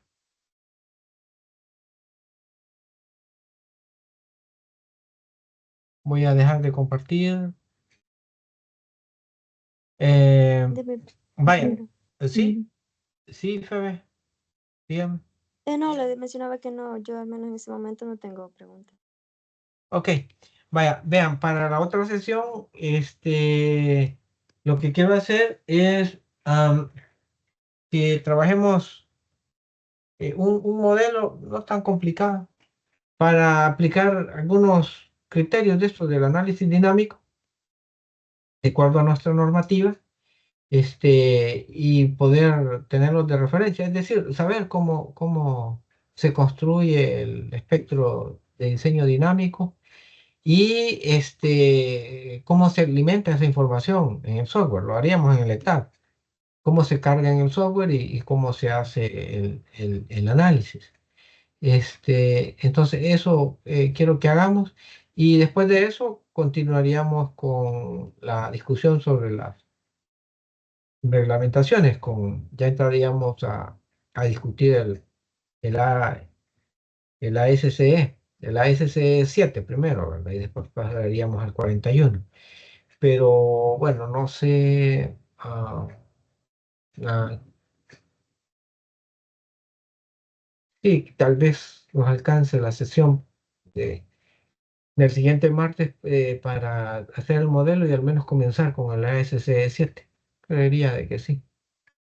Bien, entonces eso sería lo que trabajaríamos. Creo que esta presentación no se las he compartido, ya voy a ver de subírselas al espacio en Teams para que la puedan revisar y descargar. Y tengo ahí otro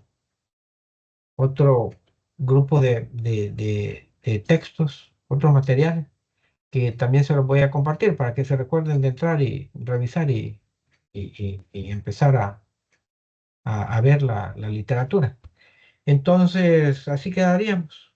Nos veríamos el próximo martes 8, ¿verdad? Martes 8 de julio, primero Dios. Entonces, quedamos así. Se me cuidan y nos vemos la otra semana. Que pasen buenas noches. Buenas Buenas noches. noches, ingeniero. Nos vemos.